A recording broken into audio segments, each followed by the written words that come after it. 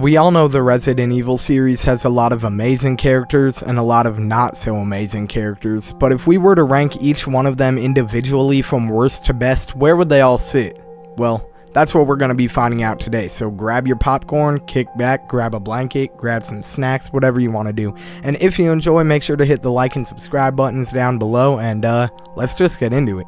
Really quick before we begin, I think you guys should know that I'm only ranking the playable characters, so all of the villains and protagonists that you can't play as in the game will not be ranked.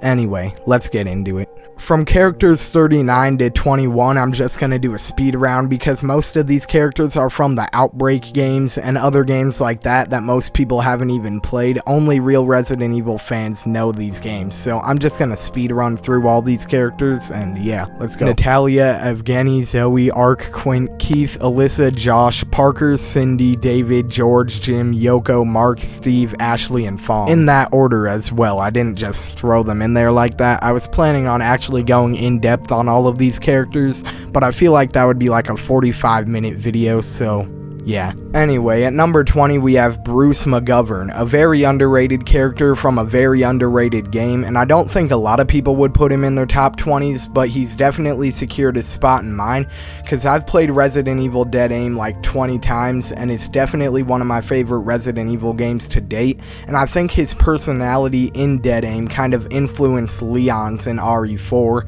and just the overall gameplay mechanics of Resident Evil Dead Aim influenced Resident Evil 4. So anybody who's a fan of the series, I'd suggest you check out the game, and after you beat it, you would definitely see what I'm saying and why I put him in my top 20. At number 19, we have Helena Harper from Resident Evil 6, and let me tell you, Capcom really did a good job with this character, and all the characters in Resident Evil 6 for that matter. They really went in depth with the backstory, and they just made her a good character overall. Good backstory, good playability, good partner to Leon, but I still wouldn't put her anywhere near the top 10 range.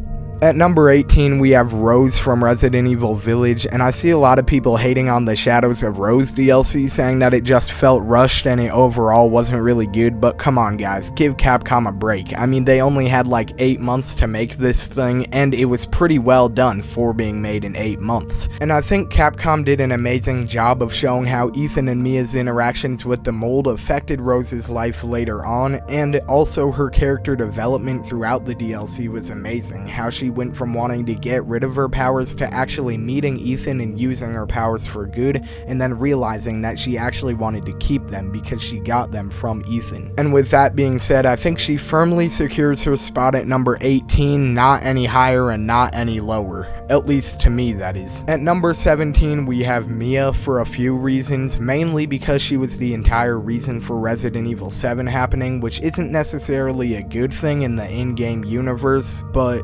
whatever. And she also played a pretty huge role in Resident Evil Village, so you can't really hate her, but you also can't really like her that much, so I think 17 is a pretty solid spot for her to go in. At number 16, we have Piers, and anybody who's played Resident Evil 6 knows exactly what I'm talking about. I mean, this dude was an amazing soldier even when Chris was not so good of a leader, and he even sacrificed himself so Chris could escape. And unlike Helena and Jake, we didn't really get to know much about Piers' backstory, but even so, the Capcom did a good job of making him a very fleshed out character, so props to you guys over at Capcom for that. And that number 15 spot cannot be filled by anybody except the boy Clancy Jarvis. I mean, this dude went through hell in that Baker household, and all he was trying to do was film a nice YouTube video in there. Like, bro. No, but seriously, by the time you're done playing through all the DLCs, you actually know a lot about Clancy, even more than some of these Resident Evil characters on this list. And you not only do you feel bad for him, you actually start to like him as a character, even more so than Ethan in Resident Evil 7.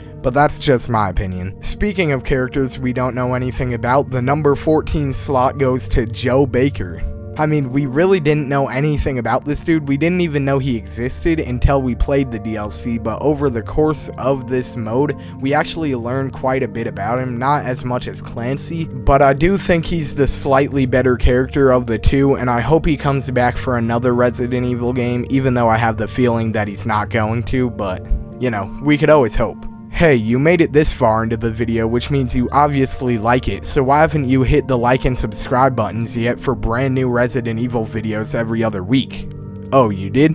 Oh, thank you. Let's get back to the video then. Number 13, Jake Mueller, Albert Wesker Jr. I mean, Capcom did an amazing job with this character, and his development throughout Resident Evil 6 was insane as well, and the fact that he just so happened to link up with the daughter of William Birkin when he's the son of Albert Wesker, I mean, it's too smooth. But I could see why a lot of people didn't like him because he was kind of annoying for about half of the game, but once you get to the second half of the game, he actually becomes a pretty likable character, and his gameplay is amazing as well, completely different from all the other characters in Resident Evil 6, and I hope Capcom brings him back at some point, just like the number 12 character on this list, Sheva Alomar, which is another really underrated character who gets a lot of hate just because of her AI in Resident Evil 5.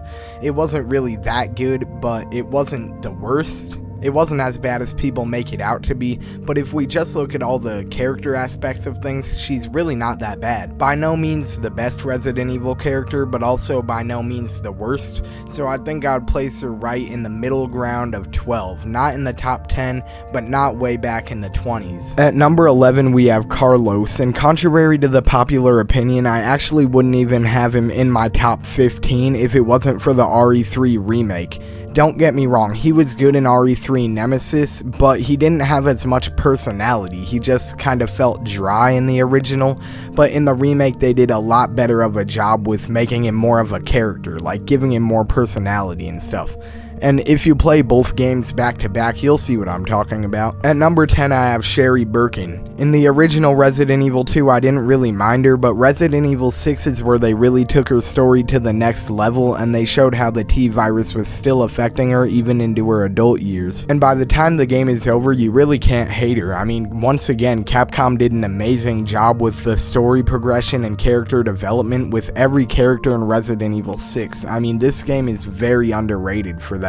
And the Resident Evil 2 remake also did a way better job than the original at showcasing her battle with the T-virus, her relationship with her parents and Claire, and just her overall backstory. So by the time that game ends, I would definitely consider her a top 10 character in the series. And now that we're down to the top 10, I feel like a lot of people are gonna disagree with my picks and get angry, but once again, these are just my opinions, and I really don't care what you guys think. I'm not saying anybody has to think the same way as I do, I'm just making this based off of my personal rankings of these characters. With that being said, I have Rebecca Chambers and Billy Cohen tied for the number 9 spot, because listen, if you played Resident Evil 0 and liked it as much as I did, you would know that this is a valid pick. Because in my opinion at least, I think Resident Evil 0 is the best RE game in terms of story, as it perfectly tells the story of the events leading up to that night at the Spencer Mansion, and both of these characters played crucial roles in this game, and I just can't pick which one I like better. So I'm gonna put them both here at number 9 and hope that Capcom brings them back for the 9th RE game. At number 8 I have Kevin. There's not really much to say here except for the fact that he's easily the best character in Resident Evil Outbreak File 1 and 2, and he's one of the best in the entire series. I mean, just go play Resident Evil Outbreak, you'll know what I'm talking about.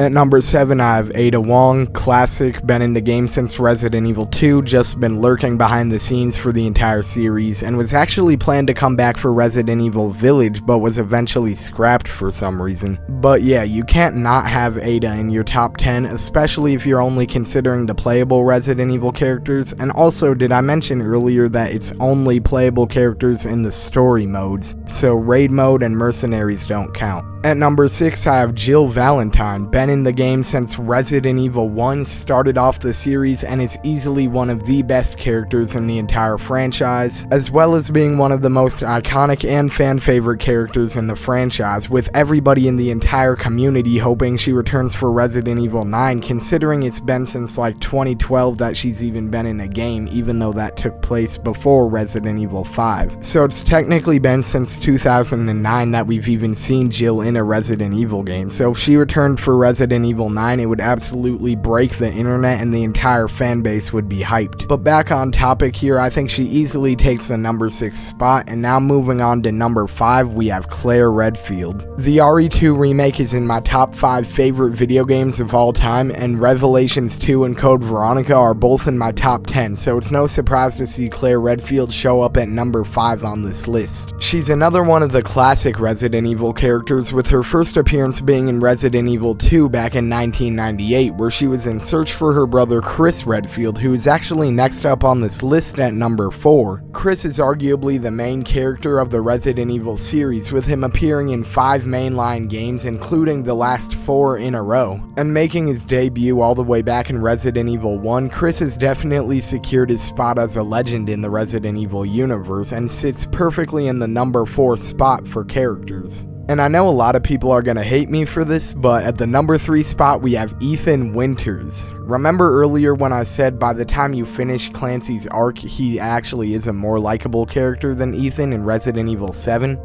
Well, when Resident Evil Village rolled around, it changed that entire thing. Like, wow.